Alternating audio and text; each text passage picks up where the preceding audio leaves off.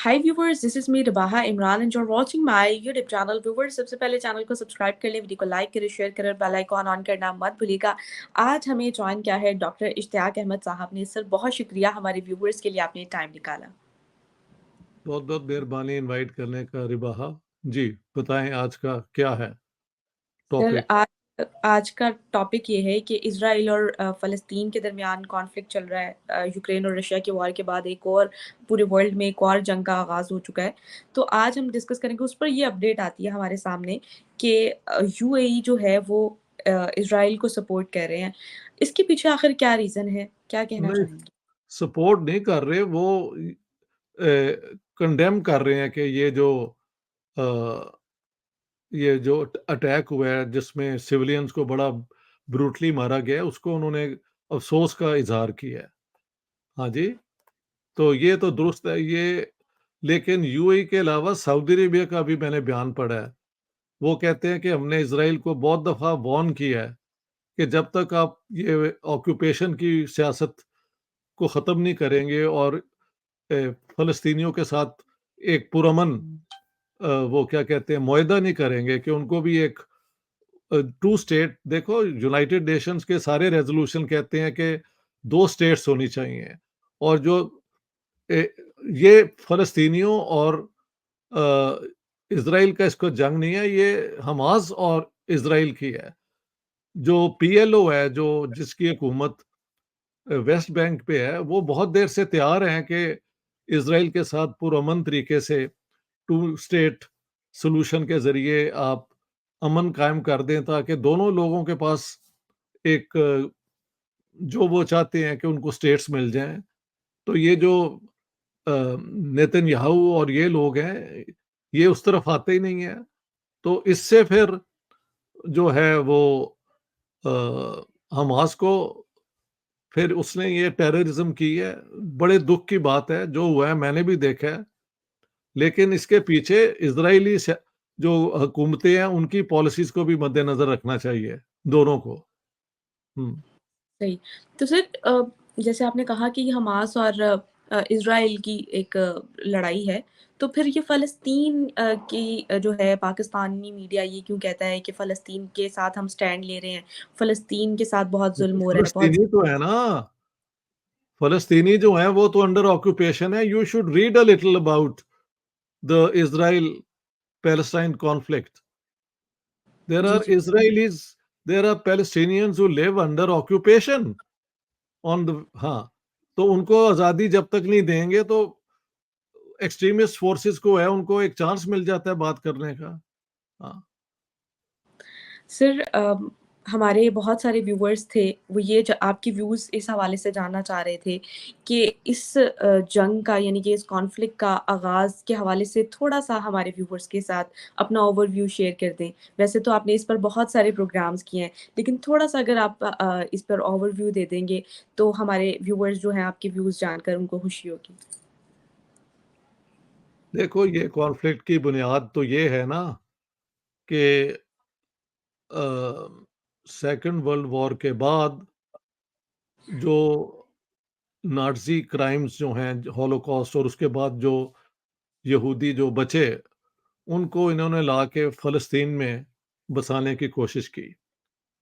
तो वहाँ के जो लोकल लोग हैं, अ, वो इसके लिए शायद तैयार नहीं थे कि भई उनकी इस इलाके में ये आके लोग ठहर रहे हैं। राइट और रॉन्ग वाली बात नहीं है, लेकिन वहाँ से फिर एक झगड़ा शुरू हुआ और उसके अंदर टेररिज़्म दोनों तरफ से हुई है, इसमें कोई शक नहीं है। और ये होते-होते 2, 3, 4 जंगें भी हो चुकी हैं। लेकिन यूनाइटेड नेशंस की तरफ से टू स्टेट जो है सॉल्यूशन, वो बहुत देर पहले से एग्री हो चुका हुआ है। और जो पीएलओ है, जो पहले लड़ती होती थी इज़राइल के साथ, उसने फैसला कर लिया कि हम पूर्ण अमन तरीके से इस इलाके में रहना चाहते हैं। लेकिन इज़राइल ने उनकी जो वो है टू स्टेट वाला फ़ॉर्मूला एक्सेप्ट नहीं किया हुआ। तो फिर इनमें से एक हमास वाले जो हैं, वो एक्सट्रीमिस्ट इस्लामिस्ट ग्रुप है, उन्होंने अब इन पे हमला कर दिया है, टेररिज़्म की है। ये है बैकग्राउंड। लेकिन अ, इज़राइलियों ने भी कई एक्ट्स ऑफ टेररिज्म किए हुए हैं इनके खिलाफ फ़लस्तीनियों के, तो ये उसका तरीका मदद यानी ये स ब्लेम गेम से बात नहीं बनती। कोई भी नहीं समझ सकता कि ये हमास जो जो किया ये कोई दुरुस्त चीज़ है। लेकिन इसके अगर आप देखें ना, सऊदी अरेबिया 2001 में एग्रीड था कि अगर इज़राइल टू स्टेट सॉल्यूशन को मान ले, तो हम सब इज़राइल को एक्सेप्ट करने को तैयार हैं।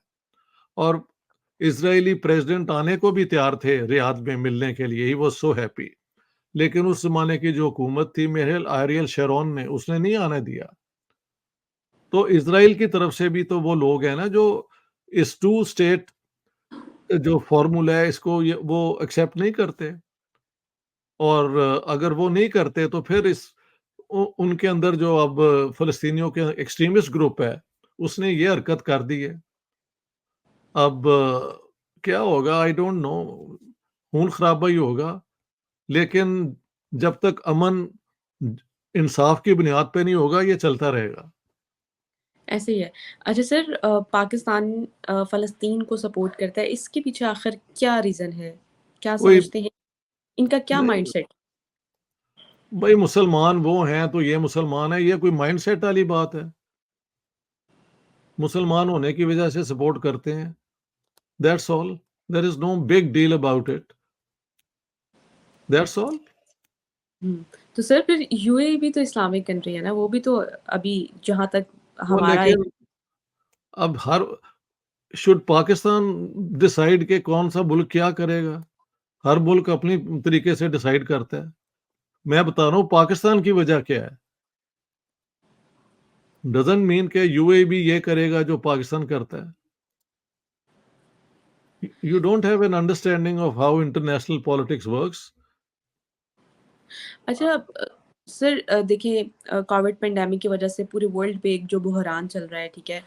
अ, इकोनॉमी वाइज़ हमने देखा, उसके बाद रशिया और यूक्रेन की एक जंग आ गई हमारे सामने, उस पे भी हमने देखा कि काफ़ी एक सिचुएशन काफ़ी बुरी रही है। तो अब एक और जंग थी, मतलब अब छिड़ चुकी है, तो इससे क्या आप सोसाइटी मतलब पूरे वर्ल्ड में क्या आने वाला टाइम फ्यूचर देख रहे हैं? ये अच्छी बात नहीं है, ये जंग नहीं होनी चाहिए थी, बिल्कुल नहीं होनी चाहिए थी और इज़राइल ने जो ये हमला किया है इससे ज़्यादा नुकसान इन्हीं को होगा, फ़लस्तीनियों को। वो भी मुझे पूरा समझ आता है। लेकिन जो पीएलओ जो फ़लस्तीनी चाहते हैं कि अमन कायम हो जाए, उनकी बात भी तो सुननी चाहिए ना जो ये इज़राइल की हुकूमत नहीं मानती, उनकी बात नहीं मानती। सो अनलेस एवरीबॉडी एग्रीज़ के एक इंसाफ की बुनियाद पे यहाँ पे एक फ़ॉर्मूला होना चाहिए जो सबको उसका जो हक है उसको मिल जाए, तो ये बात ख़त्म हो सकती है। लेकिन अमेरिका जो है वो इज़राइल के हर जुर्म को वो डिफेंड करता जाता है। हाँ, कई रेज़ोल्यूशन है, अब तुमने पढ़ा नहीं ना हुआ कि कितने रेज़ोल्यूशन हैं जो इज़राइल की इन हरकतों के खिलाफ हैं। लेकिन because the United states support Israel वो जो चाहें कर लेते हैं।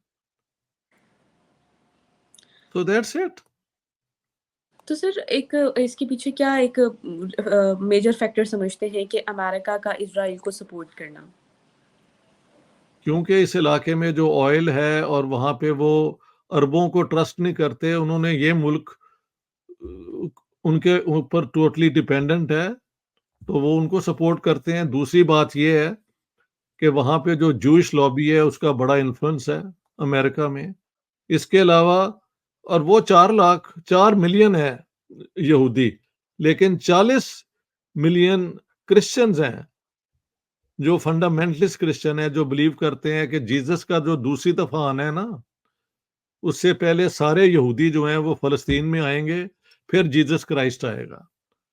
तो उनका वोट लेने के लिए भी यूएसए को जो हुकूमतें होती हैं, उनका वो मानना पड़ता है, ये वजह है बेसिकली। सर डायरेक्टली और इनडायरेक्टली तो जंग तो फिर यानी कि मज़हब की ही है ना?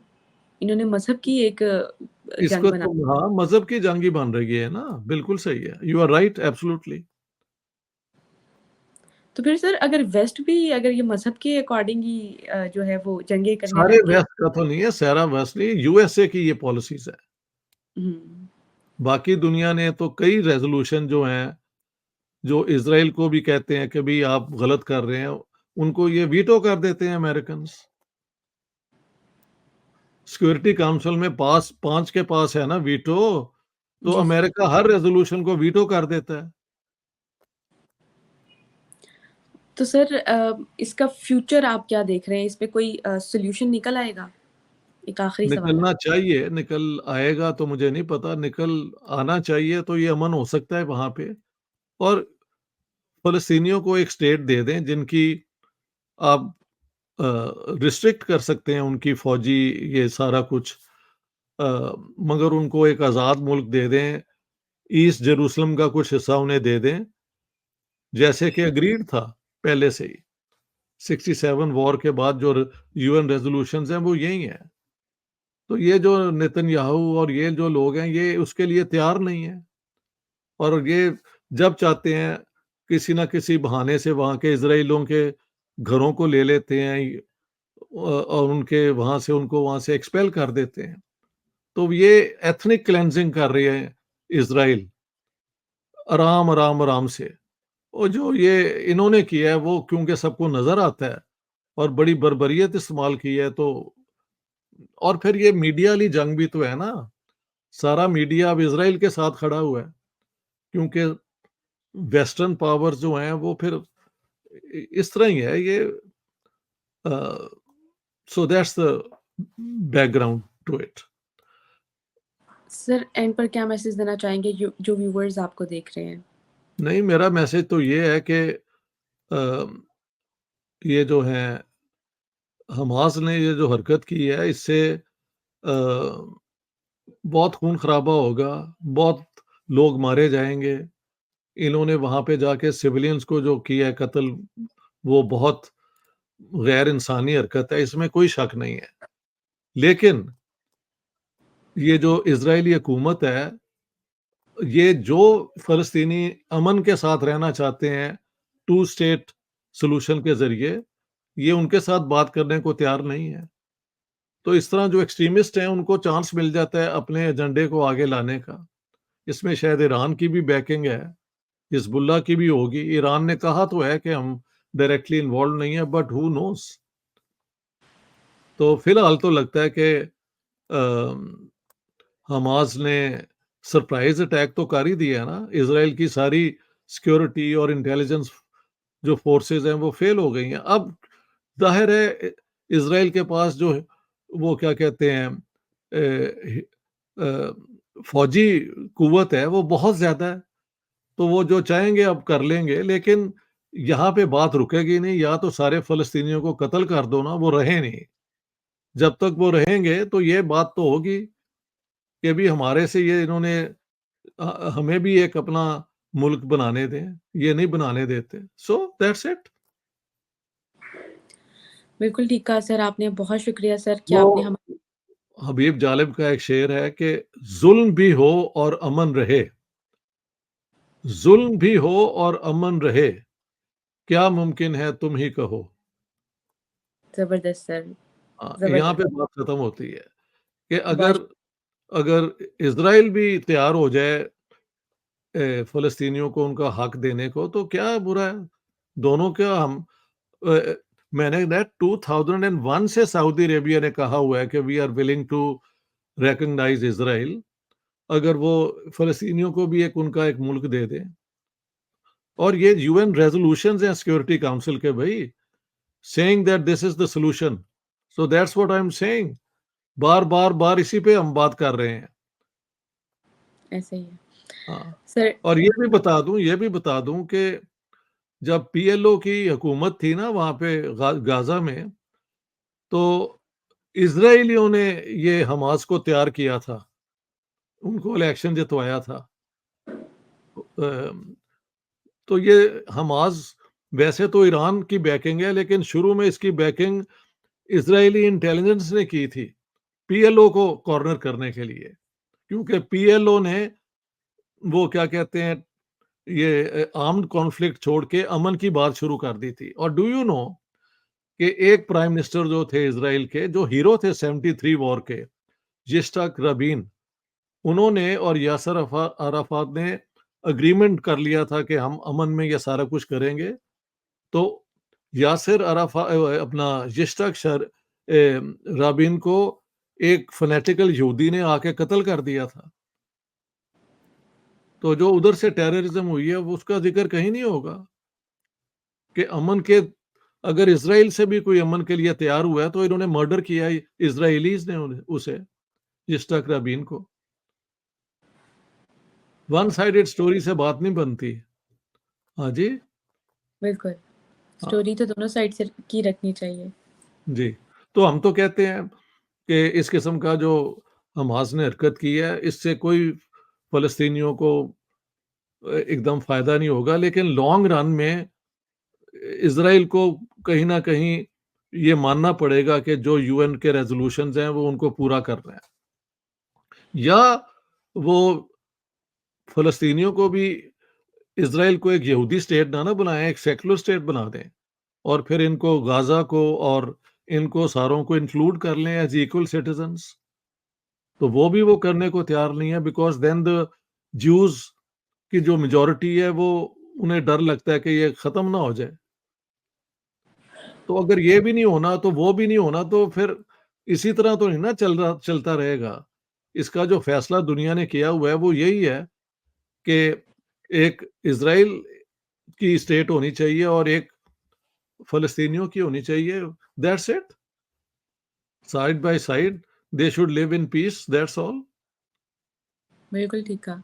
सिर्फ़ पीस तो होना चाहिए और इस तरह के सिर्फ़ वो 2 कंट्री या 2 भी यानी कि 2 कंट्रीज़ या जो भी सिर्फ़ वो इफ़ेक्ट नहीं होते बल्कि इस जंग से पूरे खित्ते में जो है वो सारे अ, मानते हैं। ये अमेरिका की पॉलिसीज़ हैं कि आज तक ये मसला हल नहीं हो सका। वरना अगर वो भी अपना देखें तो अमेरिका की खुद हुकूमत ने उसको एक्सेप्ट किया हुआ है। President Jimmy Carter is on record के टू स्टेट सॉल्यूशन ही होना चाहिए। Jimmy Carter, American president, is party to it, but the Israelis are not willing to accept that. तो फिर हमास जैसे एक्सट्रीमिस्ट जो हैं वो उस जगह में फिर इस किस्म की हरकतें करते हैं। ठीक है? ऐसा ही है सर। बहुत शुक्रिया सर आपका कि आपने हमारे व्यूअर्स के लिए टाइम निकाला। व्यूअर्स सर के चैनल को भी सब्सक्राइब कीजिएगा। सर के चैनल का जो लिंक है वो मैं नीचे डिस्क्रिप्शन में पेस्ट कर दूँगी, तो आपने लाज़मी इनके चैनल को भी सब्सक्राइब करना है। तो सर वन्स अगेन बहुत शुक्रिया। व्यूअर्स हमें दें इजाज़त। Thank you so much. All the best.